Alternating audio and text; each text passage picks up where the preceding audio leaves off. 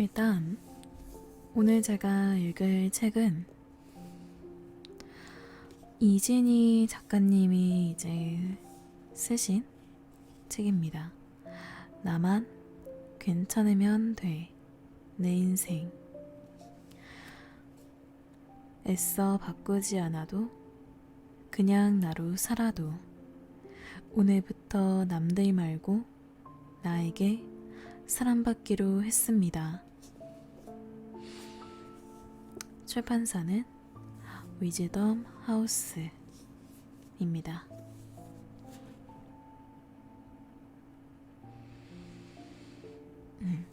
일단 책에 프롤로그가 있어요. 그 프롤로그를 먼저 읽어드릴게요. 이 책은 좀 만화가 많아요. 만화와 글이 함께 들어가 있는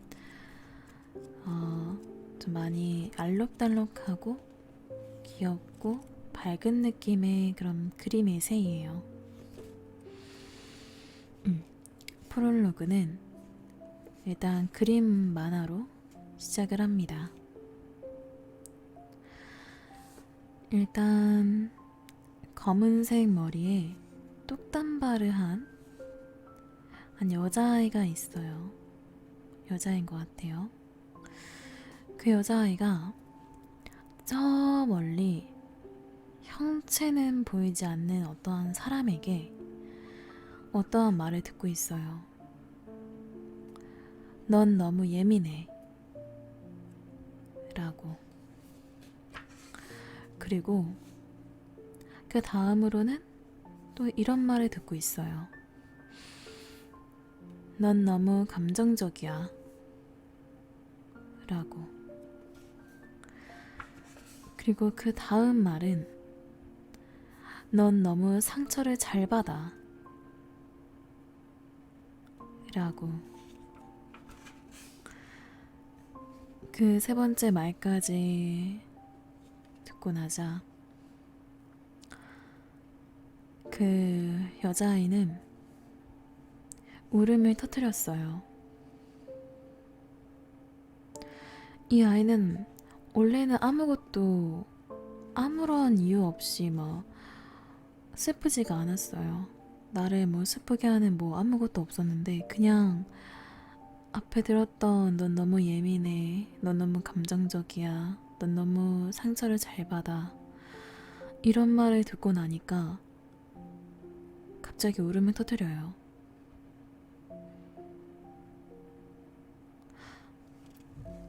이 여자애는 왜 울었을까요? 왜 울게 되었을까요? 앞전에 했던 그 세 마디가 정말로 맞아서? 서러워서? 아니요, 저는 듣는 말이 나를 만들었다고 생각을 해요. 이 아이는 하나도 예민하지 않았고 하나도 슬프지 않았고 상처받을 아무런 이유가 없었는데 나에 대해서 그렇게 말하는 말을 듣자 내가 정말 그렇게 된 거야. 난 정말 예민해졌고 난 정말 감정적으로 행동하게 됐고 나는 정말 상처를 잘 받게 되는 사람이 되었어. 듣는 말에 따라 나 자신이 그렇게 변할 수도 있다고 생각을 해요. 근데 나는 이 아이에게 처음부터 자신에 대해서 그렇게 생각했었다는 그런 불안 요소가 있었다라고는 생각하지 않아요. 뭔가 내가 어떠한 사람에게 이런 평가를 받으니까 내가 정말 그런가? 내가 정말 그렇구나. 내가 문제고 내가 바뀌어야 하는구나. 그렇게 생각하니까 너무 절망스러울 것 같아요. 엄청 진짜 너무 좌절스럽고 진짜 너무 슬플 것 같아요. 왜냐면 나 자신에 대한 자신감도 떨어지고 자존감도 떨어지고 나한테서 문제를 찾고 내가 비정상이라고 생각하게 될 테니까. 일단 여기까지 얘기를 하고, 그러고 나서 여자애가 그 세 마디를 듣고 나서 울음을 터뜨려요. 그러고 나서 이제 그 만화에 대한 작가의 짧은 글이 있습니다. 읽어드릴게요.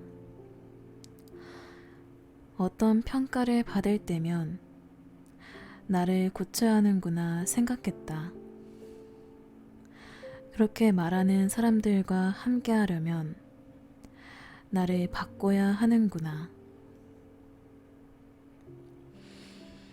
인간관계에서의 원인을 자꾸 나 자신에게서 찾다 보니 어느새 눈치 보는 성격으로 바뀌게 된 것 같다. 누군가 나를 안 좋게 본다는 건 늘 두려운 일이었다. 나를 싫어할 수도 있다는 걸 이론으로는 알고 있었지만 마음은 늘 힘들었다. 그러다 보니 다른 사람의 평가에 내 인생이 휘둘리고 있었다.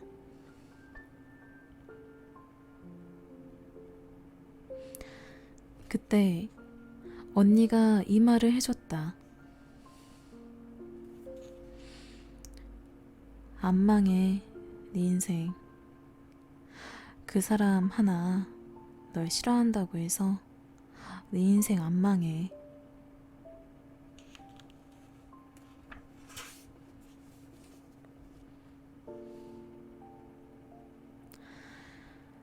언제까지 나는 괜찮은 사람임을 다른 사람에게 증명하면서 살아야 할까? 요즘은 상대방에게 피해를 주지 않는 한 나는 나로 살아도 괜찮다고 나 자신에게 끊임없이 말해주고 있다. 나는 내 걸음으로, 내 선택으로 내 길을 걸으며 살아왔고 앞으로도 그 길을 책임지며 살아갈 것이다.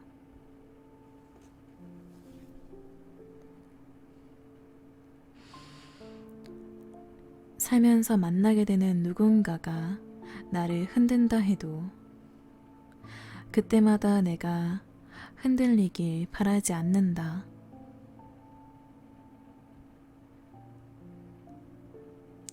누군가 이유 없이 나를 마음에 들어하지 않을 때, 내가 할 만큼 했는데도 나에 대한 시선이 바뀌지 않을 때, 그럴 땐 그냥 이렇게 생각하는 거다.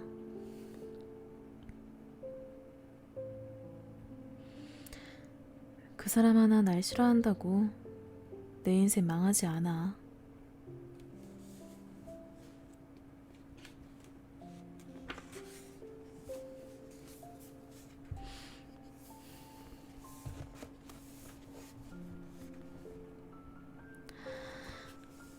네, 여기까지가 본 책 나만 괜찮으면 돼 내 인생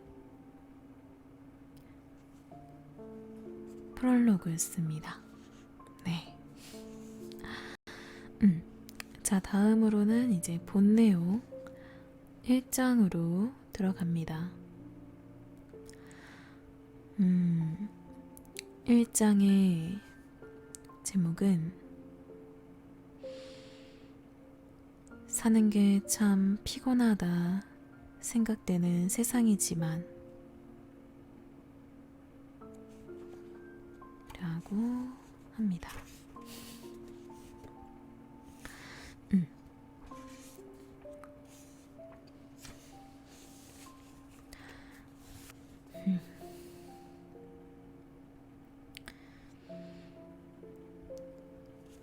그럼 첫 번째 이야기, 첫 번째 글 한번 보도록 할게요.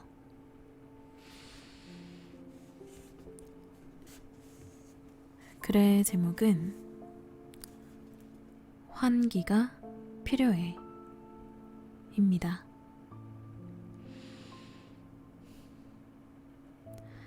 아무리 내가 집순이고 집을 좋아한다지만 혼자 있다 보면 생각만 많아질 때가 있더라고. 혼자 있는 시간이 길어질수록 생각만 더 깊게 파고들더라고. 두루두루 사귀는 거 잘 못하고 꼭 필요한 친구 한둘만 곁에 두는 편이지만 가끔 시간 내서 무언가를 배우러 가기도 하고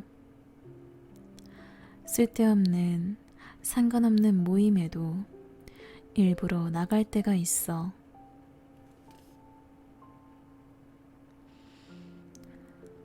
친한 사람들도 아니고 크게 관심이 없어도 다른 사람과 시간을 보내는 건 때로는 필요한 일인 것 같아.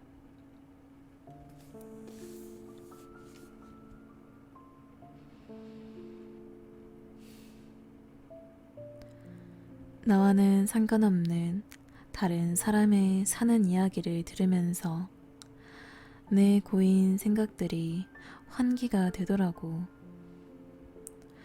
혼자 있을 땐 아무리 하려고 해도 잘 안 되던 내 생각의 고리가 끊어지더라고.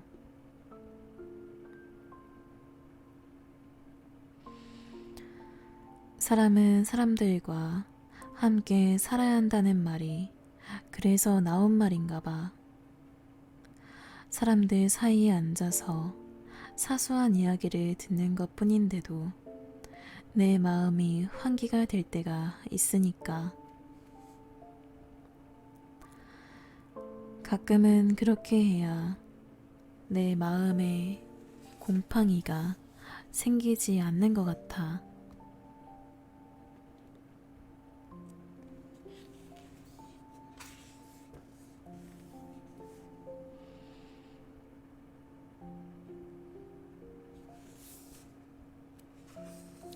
이상 글 환기가 필요해 였습니다.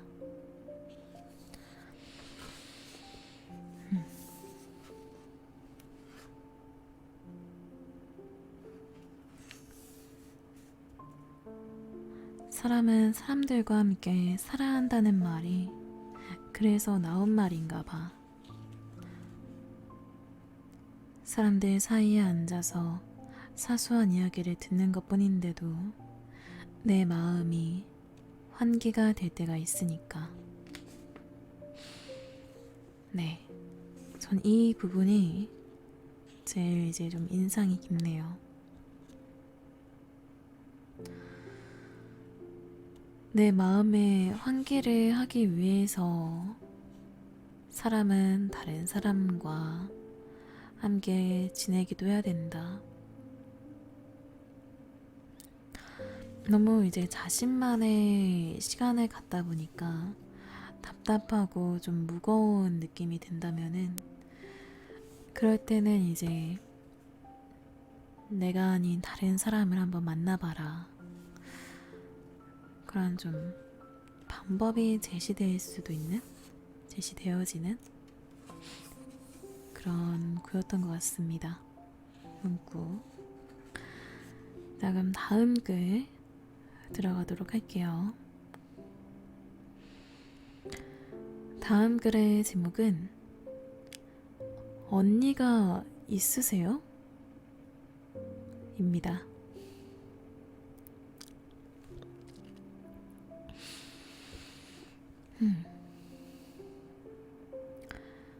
초등학교 1학년 때 화상을 입고 학교를 제대로 다니지 못했던 탓에 적응을 못하고 친구도 사귀지 못했던 시절.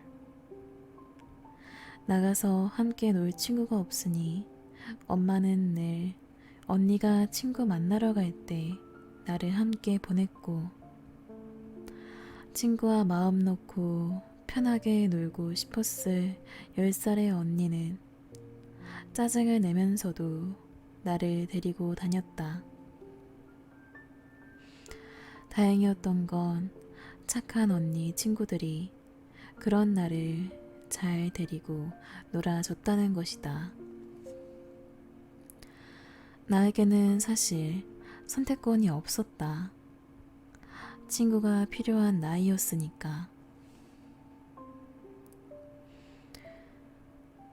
내가 감기에 걸려 열이 나면 하루 종일 일하느라 지친 엄마는 잠에 골아 떨어지고, 언니가 밤새 내 이마에 수건을 올려주었다.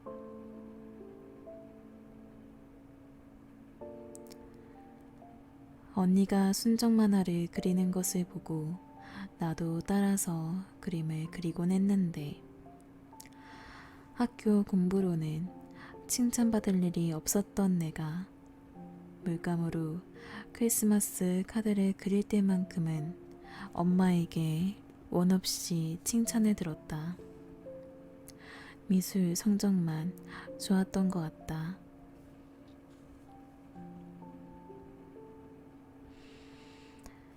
그래도 딱히 미대를 가야겠다고 마음을 먹어본 적은 없었다. 오빠도 포기했고 언니도 포기했으니 나는 너무 당연해서 말도 꺼내지 않았다. 그냥 막연하게 집이 있는 지역에 전문대를 나와서 어디에든 취업이 되면 그렇게 살아야지 했다. 꿈도 없고 하고 싶은 것도 없고, 그 시절의 나는 너무 바닥에 달라붙어 있어서 보이지도 않았다. 대학은 꼭 가야 하는 것인지, 그냥 그렇게 살다가 비슷한 누군가를 만나 결혼을 하고 아이를 낳고 매일 싸우고 화해하면서 하루 벌어 하루 먹고 살겠지 생각했다. 자존감도 없고 자존심도 없고 나에게 지키고 싶은 게 아무것도 없었다. 나는 정신적으로도 물질적으로도 가진 게 없었다.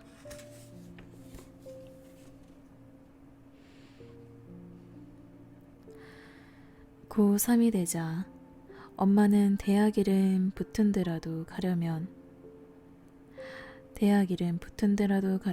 공부해야 한다며 나를 작은 방에 넣어두고 그 앞을 지켰다.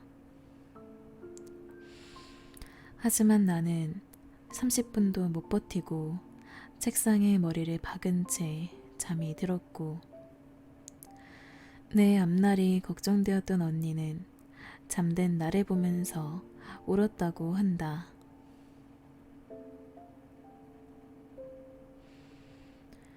어느 날인가 언니가 내게 하고 싶은 게 정말 없냐고 물었다.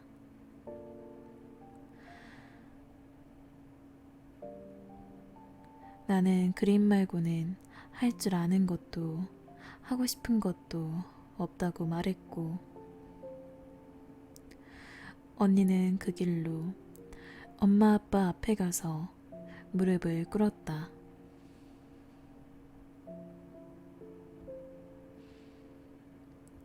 막내 저대로 두면 안 된다고, 재수할 수 있게 해달라고, 미대에 보내자고, 학원비는 아르바이트 하면 스스로 벌 수 있을 거라고.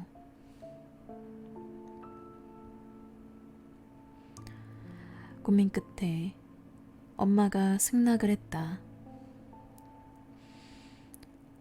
화상 때문에 결혼은 못할 것 같으니 혼자 먹고 사려면 뭐라도 기술을 배워야 할 것 같았단다.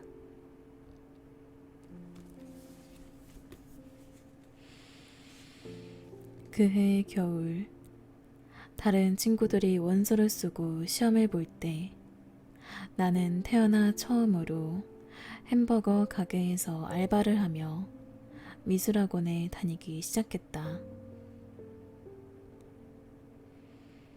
그렇게 나는 대학에 들어갔고 과 수석으로 졸업했다.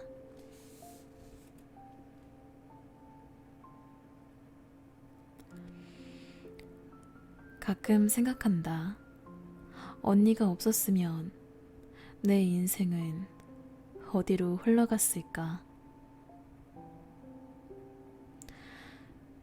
나는 동생이 없어서 동생을 보는 언니의 마음이 어떤 마음인지 알 수는 없지만 언니와 내가 돌아서면 남남인 친구가 아니라서 절교하면 못 보는 친구가 아니라서 미우나 고우나 돌아보면 그 자리에 있는 가족이어서 다행이다 생각할 때가 많다.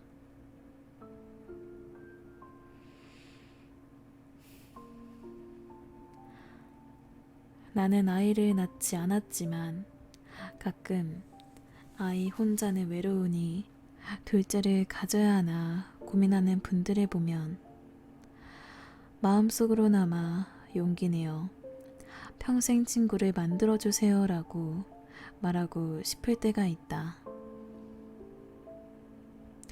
물론 말해본 적은 없다. 그것은 본인의 선택이므로.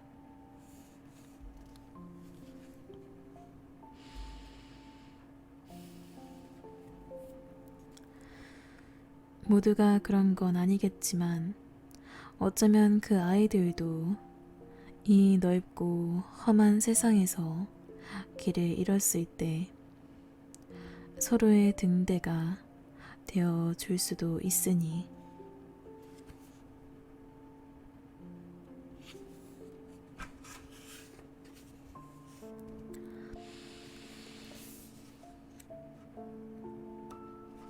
네, 여기까지가 언니가 있으세요? 였습니다.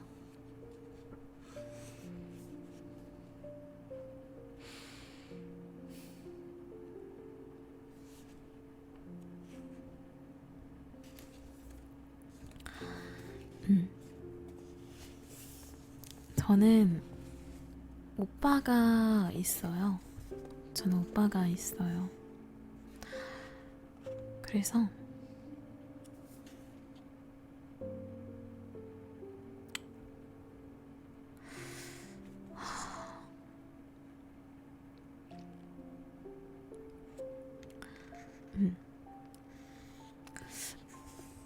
방금 읽은 본 내용에서 글쓴이를 위해서 언니가 막내 저대로 두면 안 된다고 재수할 수 있게 해달라고 미대에 보내라고 뭐 학원비는 아르바이트하면 스스로 벌 수 있을 거라고 동생을 위해서 엄청 노력을 해줬잖아요. 엄마 아빠 앞에 가서 무릎을 꿇면서까지. 근데 저도 제가 중학생에서 고등학생으로 갈 때 한번 오빠가 저를 위해서 일해줬던 때가 있었어요. 제가 고등학교 진학에 대해서 매우 이제 심각하게 집안 가정의 문제로서 엄청 심각했던 때가 있었거든요. 어떤 학교를 가고 싶은데 그것 때문에 많이 심각했던 그런 분위기가 있었는데 그때 오빠가 나 때문에 나를 위해서 엄마 아빠한테 막 안 좋은 소리 들으면서까지 내 주장과 그러니까 동생 좀 생각을 해줘라 하고 싶다고 하지 않느냐 제가 지금까지, 그러니까 저요? 제가 지금까지 살면서 뭐 어떤 거를 하고 싶다고 저렇게 강하게 주장한 적이 있었느냐. 살면서 된 지금 저 처음이다. 지금까지 항상 엄마 아빠가 하라는 대로만 살아오지 않았느냐. 근데 처음으로 하고 싶은 게 생겼다고 하지 않느냐. 그걸 들어줘라. 일단은 시도는 해볼 수 있게 도와줘라. 뭐 그렇게 오빠가 절 위해서 그렇게 얘기해주고 해줬던 때가 있었어요.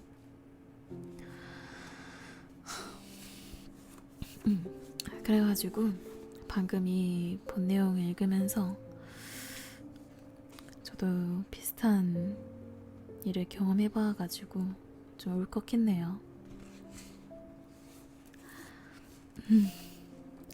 멋진 이야기네요. 감사합니다. 자, 그러면 다음 이야기도 한번 보도록 할까요?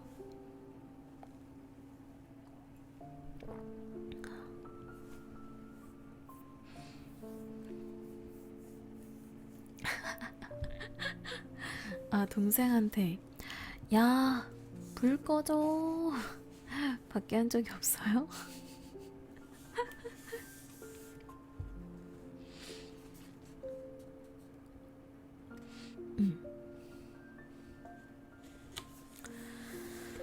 자, 다음 글 한번 보도록 하겠습니다.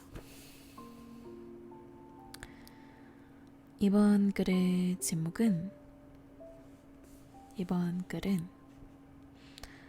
언니의 이야기입니다.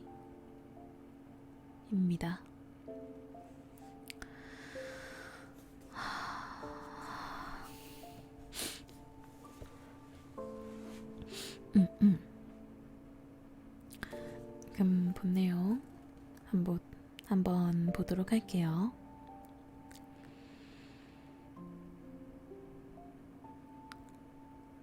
언니의 이야기. 너도 알다시피 우리 집 형편이 안 좋았잖아. 나라도 짐이 되면 안 되겠다는 생각을 한 거지. 그래서 엄마 아빠에게 상업고등학교에 가겠다고 빨리 졸업해서 돈 벌겠다고 말씀드렸는데 누구도 나를 말리지 않더라. 나는 성적도 좋았고 공부도 좋아했는데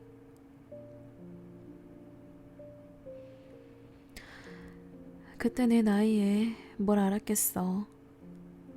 중3짜리 여자아이가 집안 생각해서 꿈을 포기했는데 말리는 사람이 없었어. 가끔 생각해. 그때 딱 한 사람이라도 나를 잡아줬다면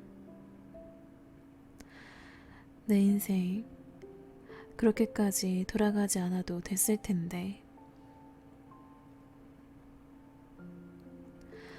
뒤늦게 공부가 하고 싶어서 전문대를 나오고 방송 통신대를 다니고 그러지 않아도 됐을 텐데.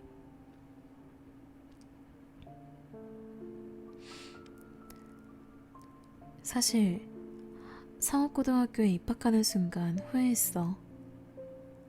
그래서 네가 나처럼 되는 게 싫었나 봐.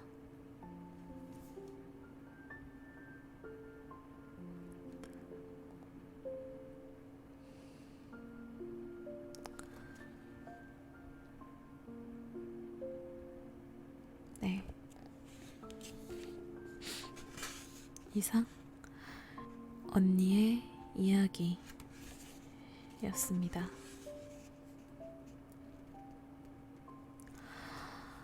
오늘 이야기는 좀 대체로 좀 좀 슬프네요. 감정도 잘 느껴지고.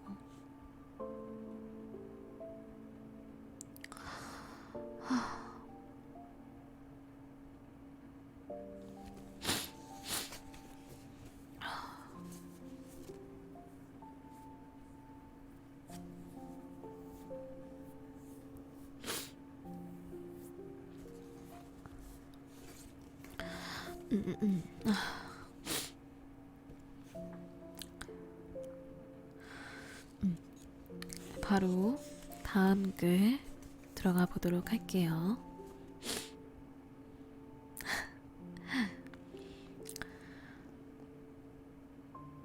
이번 글의 제목은 상처가 경험이 될 때까지 입니다.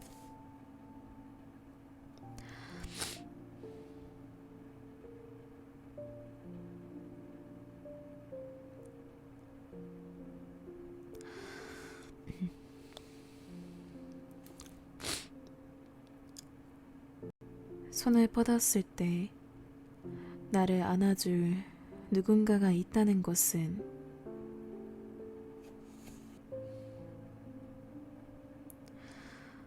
어렸을 때부터 30살이 넘어서는 순간까지 나는 늘 부모님에 대한 죄책감을 가지고 살았다.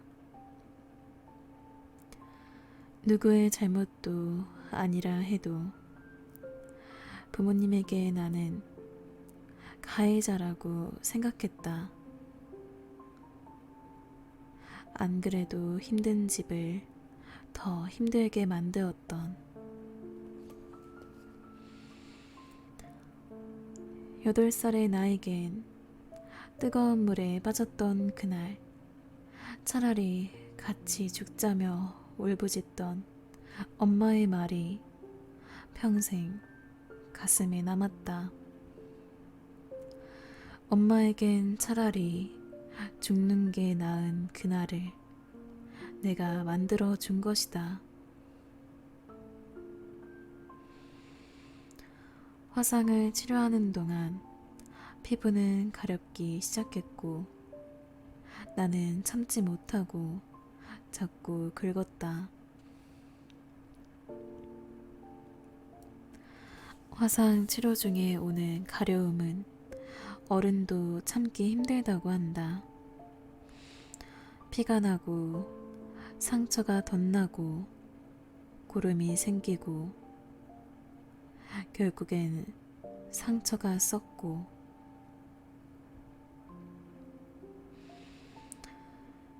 엄마는 일을 나가야 했다.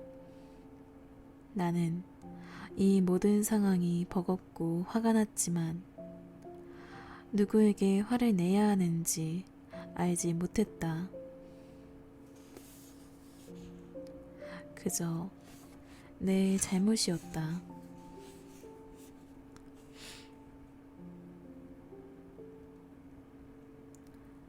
누구도 기억하고 있지 않은 그날의 내가 지금도 문득문득 생각난다.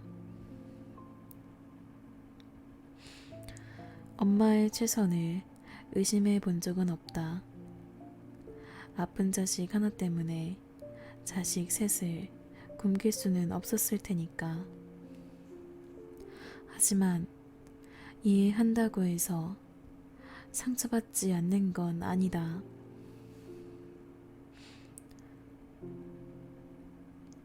가끔 상상해 본다. 그때로 돌아가서 가려움에 괴로워하는 내 옆에 엄마가 있었다면 나를 꼭 안아주며 이렇게 말해줬다면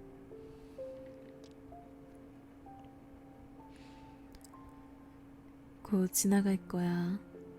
괜찮아질 거야. 엄마랑 같이 조금만 참아보자. 괜찮다. 괜찮다. 다 괜찮다.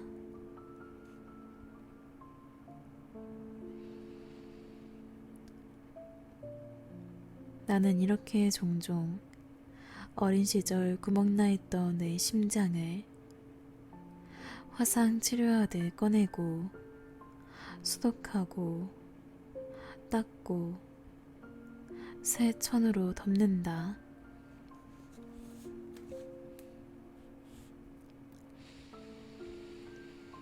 다음에 또 생각날 땐 조금 덜 아프겠지. 그땐 새살이 돋아나겠지. 생각하면서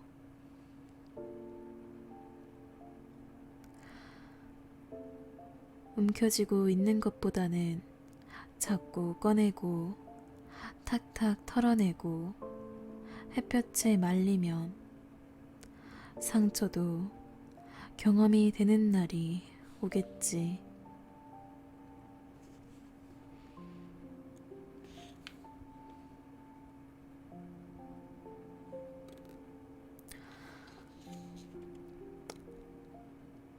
이상 상처가 경험이 될 때까지 였습니다.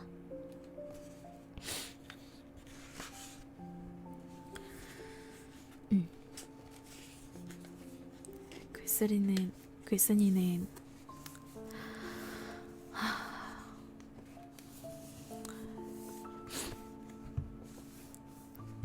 힘든 그런 어린 시절이 있었네요. 그때 내 옆에 엄마가 있었다면 같이 참아보자고, 괜찮다고 다 괜찮아질 거라고 그렇게 말해주는 엄마가 있었더라면 그런 아쉬움 같으면서도 후회 같기도 하는 원망 같기도 하는 그런 어린 시절에 대한 상처가 있네요.